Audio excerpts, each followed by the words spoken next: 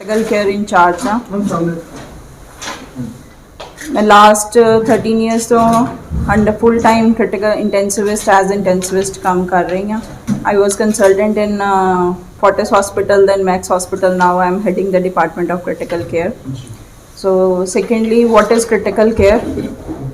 Critical care is a specialized form of branch which caters the patient who are having life-threatening injuries or diseases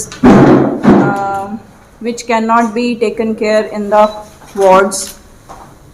It provides constant supervision, specialized supervision. Staff nursing is better than the wards, and doctors are specialized in critical care, and equipments are best of best.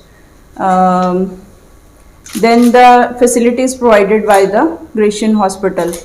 Gratian Hospital has got more than 100 bedded ICU beds. Equipments are all latest. We have got more than 30 ventilators. These ventilators include invasive ventilators, NIV, non-invasive ventilators, high flow nasal cannulas, bedside dialysis facilities there. Latest monitors are available. Invasive, all the equipments are available bedside for managing the critical care patients. Staff ratio for ventilator patient is 2:1 or 1:1.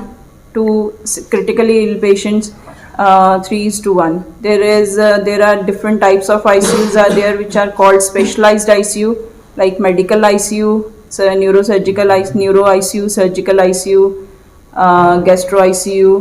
Then neonatal ICU is also here. Then high dependency units. Then cardiac critical care is also included here. All the patients who are sick, they are provided with bedside dialysis also. Anything else?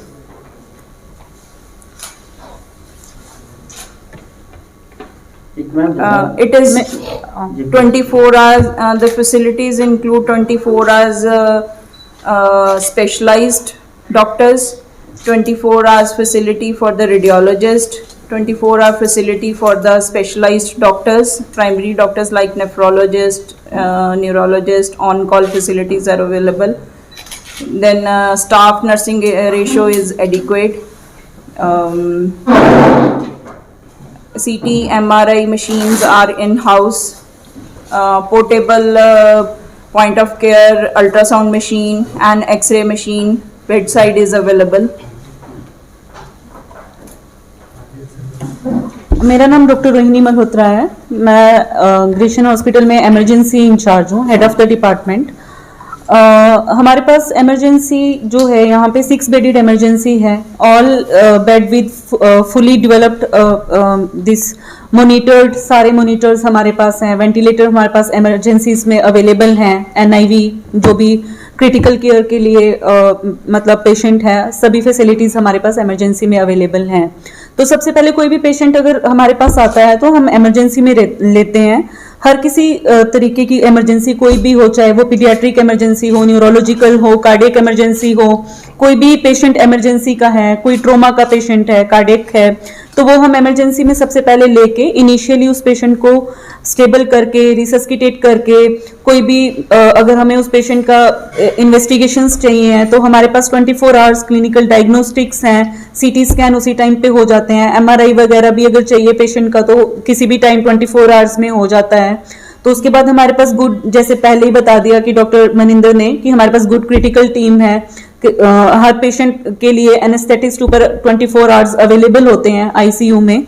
हमारे ICU में dialysis machine वगैरह everything is present, कि अगर किसी patient को urgently dialysis चाहिए और patient सिक है तो हम ICU में भी उसको सीधा डायलिसिस ICU में भी होते हैं, कि ऐसा नहीं है कि सिर्फ डायलिसिस यूनिट्स में ही होते हैं. तो सिक पेशेंट्स को हम ICU में लेके डायलिसिस करते हैं.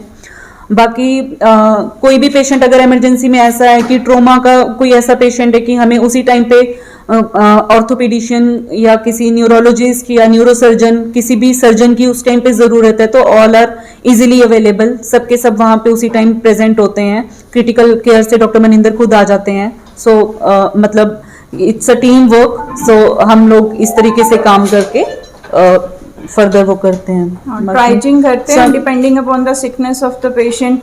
Initial, पेशेंट वार्ड लाइक है तो वार्ड में भेजते हैं, और अगर सिक है पेशेंट तो कोऑर्डिनेट करके हम बेड अरेंज कराते हैं और फिर आईसीयू में शिफ्ट कराते हैं। ਐਮਰਜੈਂਸੀ ਦੇ ਸਮੇਂ ਕੀ ਫੈਸਿਲਿਟੀਜ਼ ਨੇ ਲੜਨ ਲਈ ਕੀ ਤਿਆਰੀਆਂ ਨੇ ਹਸਪੀਟਲ ਵਿੱਚ इमरजेंसी दिन ਜਦੋਂ ਮਤਲਬ ਮੰਨ ਲਓ ਪਹਿਲਾਂ ਕਰੋਨਾ ਸੀ ਜਾਂ ਹੁਣ ਓਮਿਕਰੋਨ हम ਪੈਰ ਪਸਾਰ ਰਿਹਾ हाँ जी। हाँ जी। ਕੀ ਮਤਲਬ ਤੁਹਾਡੇ ਕੋਲ ਪ੍ਰਬੰਧ ਨੇ ਇਮੀਡੀਏਟ ਮਤਲਬ इमीडिएट हमारे पास सारे प्रबंध हैं। कोविड का हमारा पहले से ही हम नेक्स्ट वेव के लिए भी अभी भी प्रिपेयर हैं। हमारे प्रोटोकॉल्स पहले से ही सेट हैं कि कोई भी पेशेंट आता है, अब पेशेंट आता है इनिशियल उसके हम वाइटल्स देख के, अगर उसको जैसे सैचुरेशन कम हो रहा है तो रेस्पिरेटरी रेट कैसा है वो देख के, अगर किसी पेशेंट का ऑक्सीजनेशन लेवल अगर कम हो रहा है ना, अगर उसका तो 90 से कम है ना, उसको ऑक्सीजन की जरूरत है तो इमरजेंसी में ही ऑक्सीजन लग जाती है। अगर पेशेंट को वेंटिलेटर की नीड है तो हम इमरजेंसी में ही पेशेंट को इंट्यूबेट करके वेंटिलेटर पे डाल के फिर आईसीयू से कोऑर्डिनेट करके उस पेशेंट को शिफ्ट करवाते हैं। उसके लिए हमारा कोविड आइसोलेशन एरिया ऊपर आईसीयू में डिफरेंट ऑलरेडी हमने वो करके रखा हुआ हमने है। एक अलग बिल्डिंग रखी हुई है, अभी भी हमने उसको इन यूज नहीं किया। पहले वो हमारे स्पेशलाइज्ड आईसीयू थे, पर जब कोविड हुआ तो हमने उसको कोविड आईसीयूज बना दिया, but because it is a separate building. तो उसमें हमने ventilators, high flow nasal mask, हमने नेजल कैनुलाज कोविड में ही मंगवाए थे, एनआईवी की क्वांटिटी बढ़ाई थी, वेंटिलेटर के नंबर बढ़ाए थे, तो वो सारे वेंटिलेटर अभी भी हैं। स्टाफ हमारा उस साइड आइसोलेशन के लिए रेडी रहता है। प्रोटोकॉल्स ऑलरेडी सेट हो चुके हैं first wave and second wave में, तो we are fully equipped for taking the patient. In fact we took maximum number of patient in the second wave. ਜੀ ਇੱਕ ਮੈਂ ਫੁੱਲੀ ਇਕਵਿਪਡ ਐਂਬੂਲੈਂਸ ਹੁੰਦੀ ਹੈ हाँ जी।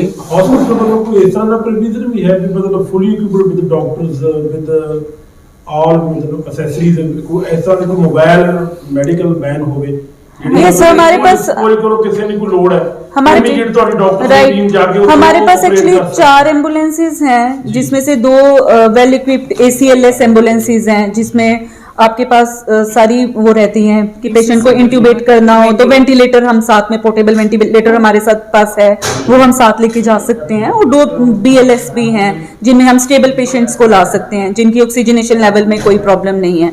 तो अगर हमें कोई पेशेंट के लिए एम्बुलेंस कॉल्स आती हैं, हमने पहले भी कोविड में एम्बुलेंसेज भेजी हैं, हमारे डॉक्टर्स गए हैं, हमारे स्टाफ गए हैं, हमारा जो जितना स्टाफ है that is also ACLS BLS certified staff है, तो वो भी सारा उनको भी पता है कि पेशेंट को कैसे लेना है, क्या है, ऑक्सीजन लगाना है, अगर इंट्यूबेशन करना है, कौन सी ड्रग्स देनी है, क्या है, दे आर ऑल्सो मतलब well qualified for those things. तो हमारे पास एम्बुलेंस सर्विसेज भी प्रेजेंट हैं जी उनके कोई लिए। चैरिटी वाले पासे भी है ग्रेशन हॉस्पिटल का कोई इस तरह का कोई यूनिट है ਵੀ ਜਿਹੜੇ ਮਿਡਲ ਨੇ ਜਾਂ ਮਿਡਲ ਕਲਾਸ ਨੇ ਜਾਂ ਪੂਰ ਫੈਮਿਲੀਜ਼ ਹੈ ਉਹਨਾਂ ਵਾਸਤੇ ਕੋਈ ਸਪੈਸ਼ਲ ਕੋਈ ਤੁਹਾਡੇ ਡਾਕਟਰਸ ਦੀ ਕੋਈ ਟੀਮ ਹੋਵੇ ਵੀ ਤੁਹਾਡੀ ਕੋਈ ਫੀਸ ਉਹਨਾਂ ਵਾਸਤੇ ਘੱਟ ਹੋਵੇ, ਇਸ ਤਰ੍ਹਾਂ ਦੀ ਕੋਈ ਫੈਸਿलिटी ਕੋਈ जैसे जैसे तो government- जो नॉर्मली पेशेंट हमारे पास सिक पेशेंट्स आते हैं, हम नॉर्मल पेशेंट्स में भी CGHS जो गवर्नमेंट रेट्स हैं तो हम उन लोगों को लगाते हैं। वो हम वैसे भी हमारे हॉस्पिटल में ये पहले से ही चला आ रहा है, नॉट बिकॉज ऑफ कोविड या कुछ है।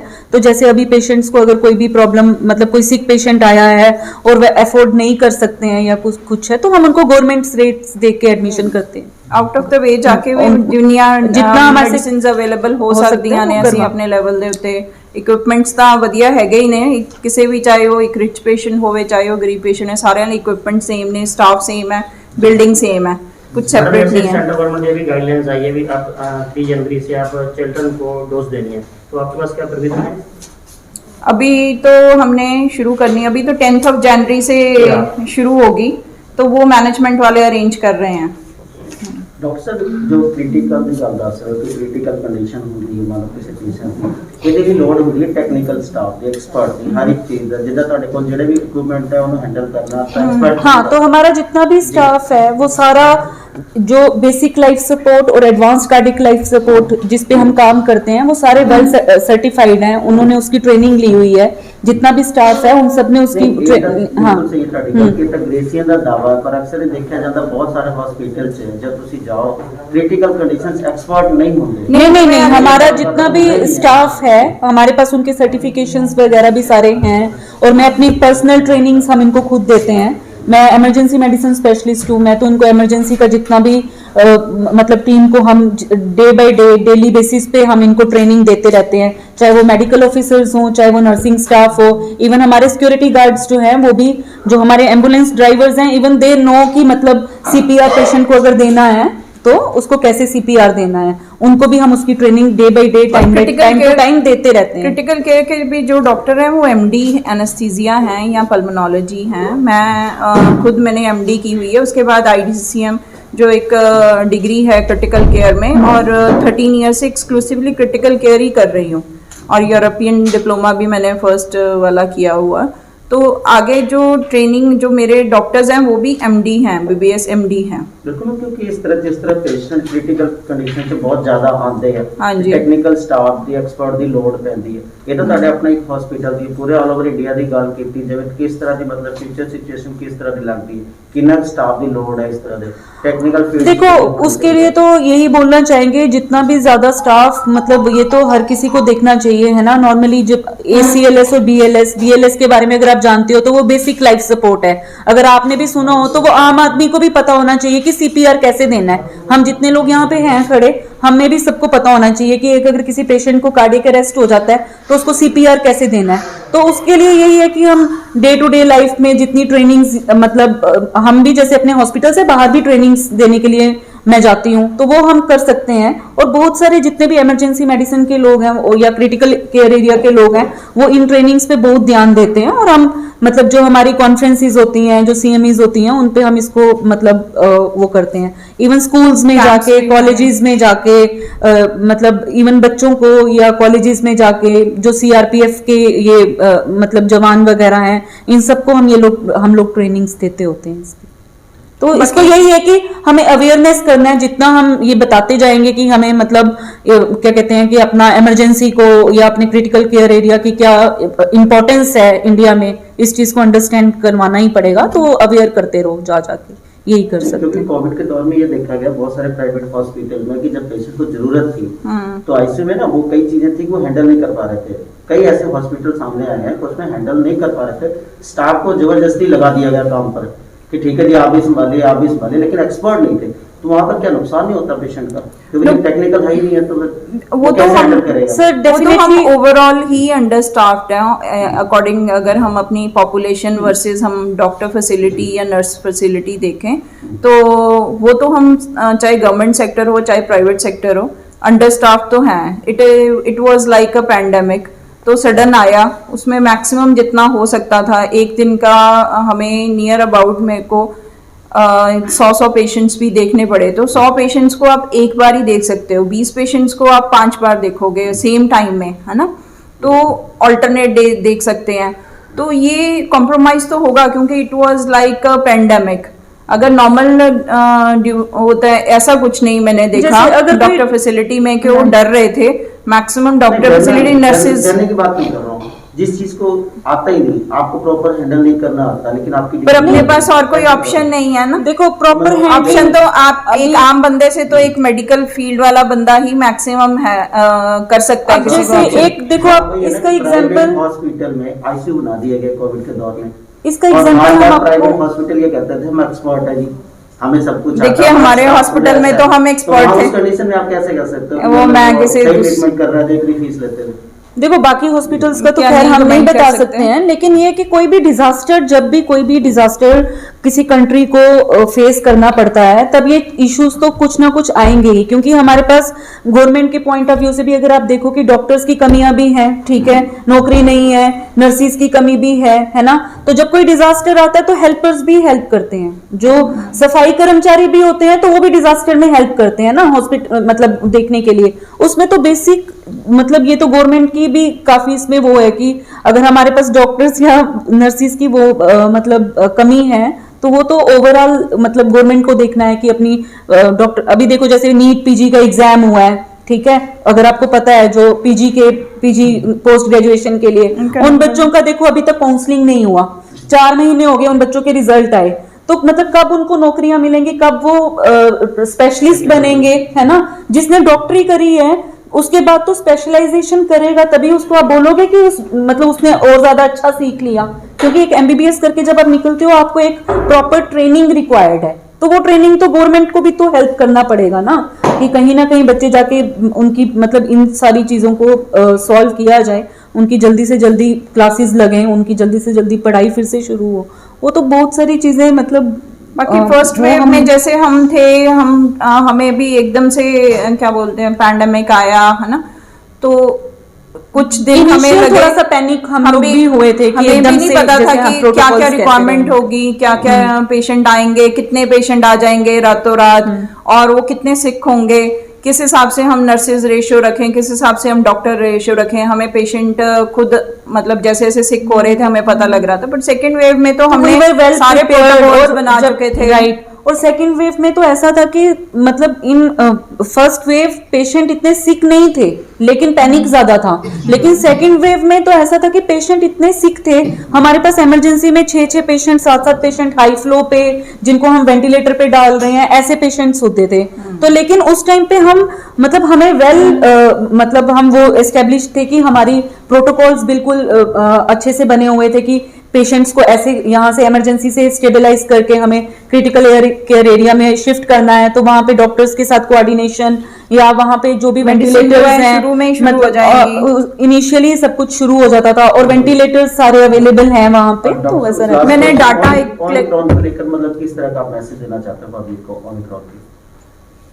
ओमिक्रॉन या Covid, Omicron it seems like, मैं अभी पढ़ रही थी इंडिया में अभी कोई डेथ तो नहीं हुई है, ओमिक्रॉन इज सेड के इतना सिक नहीं है जैसे कि डेल्टा वेरिएंट था, बट स्टिल हमें प्रिकॉशंस नहीं छोड़ने चाहिए। जो मेन प्रॉब्लम है, जगहों पर नाइट कर्फ्यू लगाना शुरू कर दिया है, होटल वगैरह में पाबंदियां लगा रहा है। हाँ जी, इससे फर्क तो पड़ेगा, डेफिनेटली फर्क पड़ेगा। ओवर क्राउडिंग किसी भी प्लेस की, जैसे क्रिसमस में मैंने देखा या आगे न्यू ईयर आ रहा है, तो हमें अभी भी अवॉइड करना चाहिए।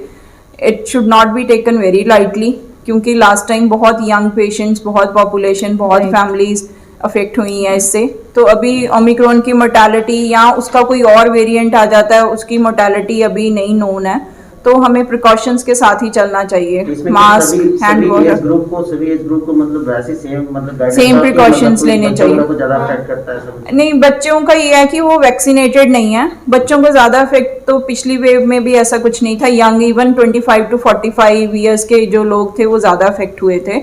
ओल्ड एज वालों ने शायद अपने प्रिकॉशंस रखे, सीओपीडी वगैरह पेशेंट जो ऑलरेडी स्टीरॉइड्स पे थे, इनहेलर्स पे, उन्होंने शायद अपने प्रिकॉशन ज्यादा रखे, तो वो पेशेंट कम मिले, बल्कि जो एक हेल्दी पॉपुलेशन थी वो पॉपुलेशन ज्यादा अफेक्टेड थी, शायद उन्होंने प्रिकॉशंस नहीं लिए या फिर उसका इफेक्ट ज्यादा था। तो पॉपुलेशन तो हर कोई वनरेबल है इसके लिए, कि कोई भी पॉपुलेशन स्पेयर्ड नहीं है। तो हमारे जो प्रिकॉशन है, hand washing, mask and gathering avoid करना, ये हमें बड़ा स्ट्रिक्टली फॉलो करना पड़ेगा। अभी भी टाइम सेफ जोन में नहीं आया। और अभी भी जैसे हमें कोविड के पेशेंट्स